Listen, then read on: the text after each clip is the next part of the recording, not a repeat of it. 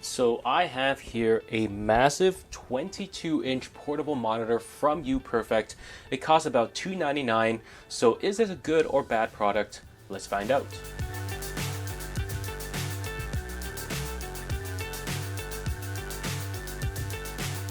Let's start off with a quick unboxing, and this is a very large device. So wow, my goodness, that's huge. I'll show you in comparison to my 14-inch laptop. This is huge. I'm going to put this aside and see what else we have inside the box. And we have a foam protective layer here. We also have a user manual that's very sparse. It's one page, which, okay. You can see that the model number is M220T01. It's a 60 Hertz refresh rate display with a 1440p resolution, so that's quite nice. 300 nits of brightness, and I'm looking for the response time, but I don't see it, so I'm gonna have to look it up online. Okay, it's not super amazing. It's 20 milliseconds, but other than that, let's take a look at what else we have inside the box. So we've got a couple of cables. So whenever you buy from Uperfect, they'll give you a couple of cables. This one is a USB-C to USB-C cable. Same thing here. And this one is a large HDMI to mini HDMI cable, which is what this device supports as well. So I'm going to put this back in here and take a look at this. This is most likely a charger. So I'm just going to open this up. And there we go. This is a USB-C charger. I'm going to take a look. This is a 30-watt charger as well. It's actually not too bad. Okay, let's put this away and let's check out the actual device itself. Alright, this thing is so large that when I hold it up by one side, I'm afraid I'll bend it, and it's actually kind of heavy as well. So I'm going to open this up and take a look inside and see what we got. I'm going to have to take off the plastic unconventionally because this thing is so heavy. Oh my goodness. Okay. So we've taken off the plastic. There's another layer. I'm just going to keep it on while we look at the various parts of the device. Let's look at the back side first, and we have, it's again, massive 22-inch monitor. There is a kickstand here that feels decent, actually. It should hold the weight of the monitor quite well. This thing is not backpackable. You're going to need a really large backpack because I have problems fitting the 18-inch version of this in my backpack. This is 22, so probably difficult for you to fit in your backpack. I'm just going to flip this all the way over here. And on this side here, we have an OTG cable. Looks like a micro USB port to me. Not sure what that is. We also have a power button, a menu button over here, and we have what seems to be a volume button / something else, and then brightness. That's a plus and a minus, so it's for you to select. We have a reset button or a back button, and finally a headphone jack on this side. And then here we have a Type-C port. Well, we have two Type-C ports over here as well as a mini HDMI port. And then we have a VESA mount over here as well. So I double checked the weight for this monster. It's 1.1 kilos. So it's very heavy. It's quite unwieldy as well. I'm going to take this plastic off. And this one also has two 8-watt speakers as well as, and that VESA mount at the back that we saw just now is 75 millimeters. Bezels wise, these bezels here are nice and small. There's a slightly thicker bezel on the bottom compared to the top and the sides over here. But that is still very nice and slim for a 22-inch monitor. So very pleased. It does make a 22-inch monitor very compact. It's not a small device by any means because you're going to have a lot of trouble moving this around because of how big and how heavy it is and how bulky it is as well. But it is 22 inches, so you get what you get. So, although the hinge here is quite stiff and it's actually quite good, it'll hold the weight of this device at most angles. If you push it down low enough, so I'm going to be pushing it all the way to, let's say, 150 degrees. And if you push it past that, the weight actually will force it down. So see that? I'm not touching it at all, and it fell. So realistically, your range of motion for this is going to be about 150 degrees. You can't do it too high or too low like this because the weight of this device will just push the kickstand back down. Okay, so I actually had to get my monitor switched because there was a big crack on the previous one that I got. So Uperfect was kind enough to send me out another one that is not cracked. As you can see, it looks perfectly fine, and I've connected it up to my ThinkPad E14, I believe. And as you can see, it is only one cable. It is one USB-C cable Please note that I did have issues before, so when I tried to plug it in with just one cable, it wouldn't work. I actually had to grab a micro HDMI or mini HDMI cable and plug it in, and once I did, it worked. And then I went to test it out with the Surface laptop upstairs, as well as my other ThinkPad as well. And they all didn't work with one cable, but now suddenly it does work. So just be careful that because this is a larger monitor, and I did reach out to Uperfect, they said that because it's a bigger monitor, it does require more power. So because of that, you might need two cables. So just be aware of that. Make sure that your USB-C output does have enough power for that. Otherwise, you should be all good. So overall, I'm actually very pleased with this monitor because this monitor here is a 22-inch monitor. And I'm just going to pull up the specs over here on the large screen.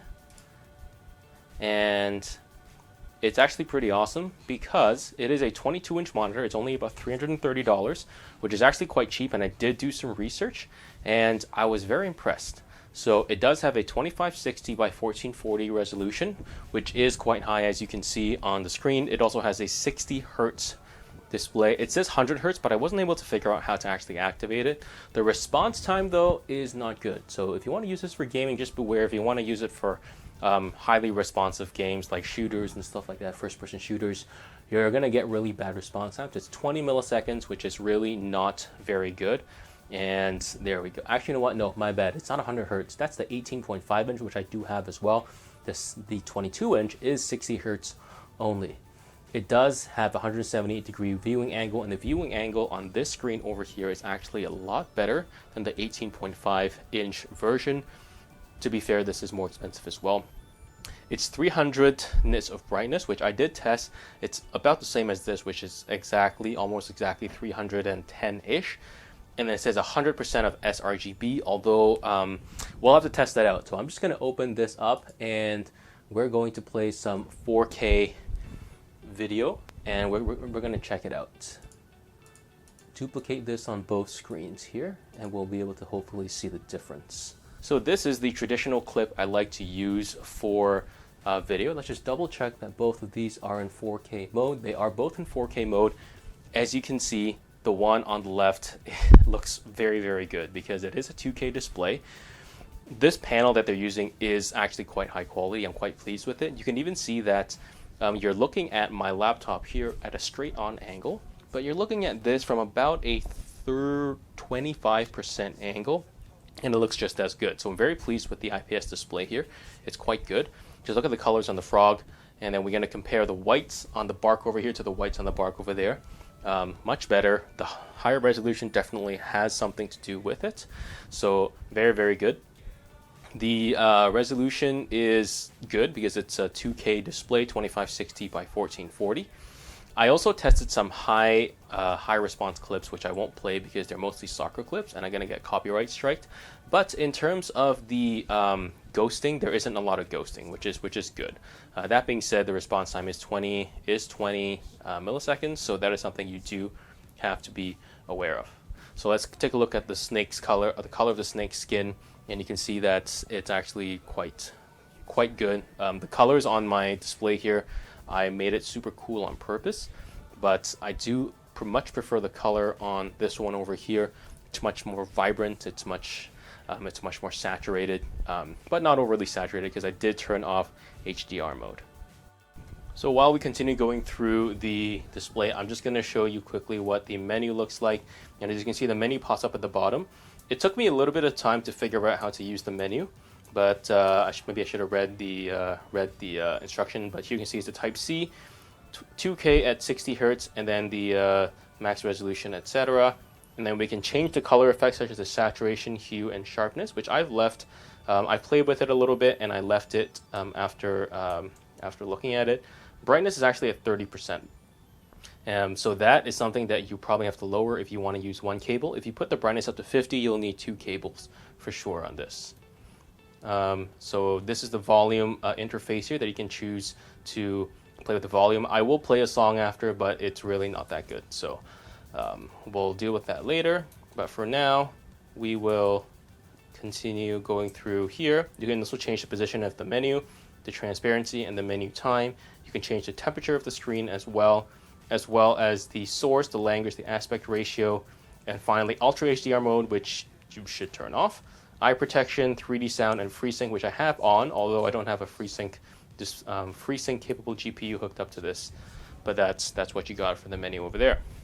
Alright, I'm just going to play the sound on this device for you to hear. You should not be using it under any circumstances because it sounds really, really bad. But I'll let you judge for yourself. I'm going to move a little bit closer and you'll be able to see the difference, hear the difference, hopefully.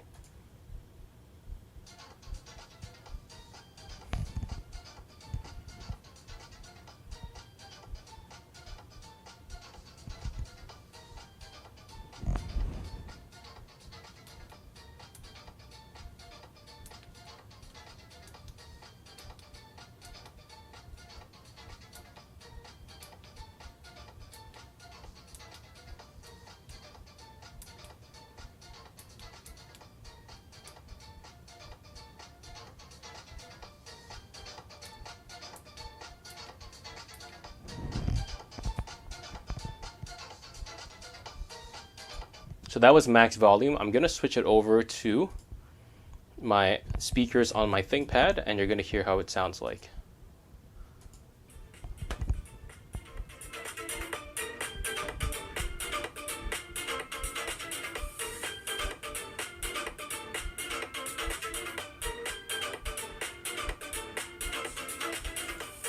In short, completely horrible. The audio here is very, very muffled. You can hear that there is a very low quality. It sounds like it's playing a 64-bit. Sounds like it's playing 64-bit audio.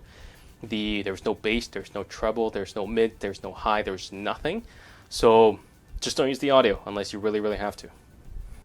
Okay, so this is a rather unscientific test of motion blur on a device. The motion blur actually on this is quite decent, I'll say. I almost can't tell the difference compared to this.